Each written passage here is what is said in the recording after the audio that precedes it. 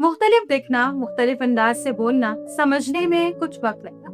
क्या इन वजूहात के बिना पर किसी से नफरत या उसे हकारत से देखना ठीक है? डाउन सिंड्रोम को एक बीमारी, लानत या बद्दुआ के तौर पर देखा जाता है। वजह डिफरेंट होना। और ये तमाम एट्रीब्यूट्स ही इख्तियारी नहीं होते, बल्कि हम सब इनके साथ पैदा होते हैं। यही नहीं, कहीं इस सिंड्रोम के साथ पैदा होने वाले को सिर्फ भीख मांगने के लिए वक्फ कर दिया जाता है, तो कहीं उनको एक खौफ की अलामत बना दिया जाता है। डाउन सिंड्रोम के साथ दुनिया में आने वाले बच्चों को आइसोलेट कर दिया जाता है। लेकिन क्या वाकई डाउन सिंड्रोम कोई सजा है? साइंस के मुताबिक डाउन सिंड्रोम कोई बीमारी नहीं, ये एक कंडीशन। आमतौर पर पैदा होने वाले इंसानों में क्रोमोसोम्स की तादाद 46 होती है, जबकि डाउन सिंड्रोम के साथ पैदा होने वाले अफराद में एक इजाफी क्रोमोसोम्स होता है।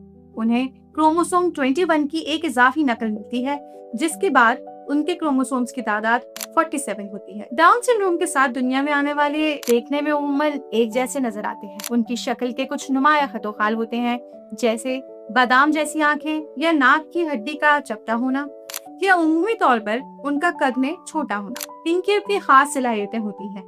वो सीख सकते हैं, स्कूल जा सकते हैं, काम कर सकते हैं और अपने ख्वाब पूरे कर सकते हैं। लेकिन इसके लिए इस माशरे में उनके लिए जगह बनाना और उनकी सलाहियतों को निखारना होगा। डाउन सिंड्रोम के साथ पैदा होने वाले बच्चों की तरबियत और उनकी जिंदगी को बेहतर बनाने में सबसे अहम किरदार वालिदैन को अदा करना होता है। वालिदैन होने की हैसियत से डाउन सिंड्रोम पेरेंट्स को बहुत कुछ फेस करना पड़ता है। इसलिए सबसे अहम ये है कि आप खुद अपनी सेहत इस हवाले से अवेयरनेस और सोसाइटी में मौजूद मुश्किलात को समझें। बच्चों की इब्तिदाई उम्र से ही खुद को उन चीजों के बारे में आगाह करें जिनसे आपके बच्चे की जिंदगी में बेहतरी आ सकती है। जिनमें थेरेपीज के लिए माहिरीन की मदद भी लें। ऐसे वालिदैन से मिलें जो आपकी स्ट्रगल को समझ सके। आपको ये समझना और यकीन रखना होगा कि आपका बच्चा दूसरे बच्चों के मुकाबले में ज्यादा तवज्जो और सीखने में थोड़ा ज्यादा वक्त लेगा। इसको रोजमर्रा के जिन कामों में मुश्किल पेश आती है उसमें उसकी मदद करें, लेकिन जिन कामों को वो खुद सर अंजाम दे सकता है उसे वो खुद से करने दें। अपने बच्चों के अंदर फैसला लेने और अपनी पसंद नापसंद का इजहार करने का एतमाद पैदा करें। उसके लिए सोशल सेटिंग्स का इंतजाम भी करें जहां वो दीगर डाउन सिंड्रोम के हामिल बच्चों के साथ मिल सके, उनके साथ कनेक्ट हो सके। इर्द गिर्द मौजूद लोगों को अपने बच्चे के साथ बर्ताव में हुदूद का तयन करें। किसी को ये हक ना दें कि वो आपके बच्चे को डिस्क्रिमिनेट करे या किसी किस्म की तनकीद का निशाना बनाए या उन्हें खौफ की अलामत के तौर पर दूसरे बच्चों के सामने पेश करे। माशरती सतह पर भी हमें तब्दीली लाने और इस हवाले से बात करने की जरूरत है।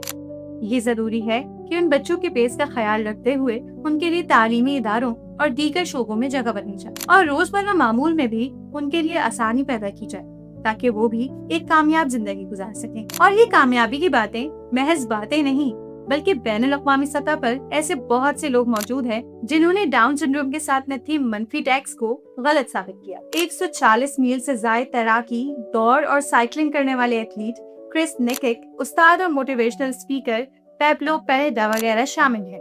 दुनिया बदल रही है, आप भी बदल जाइए।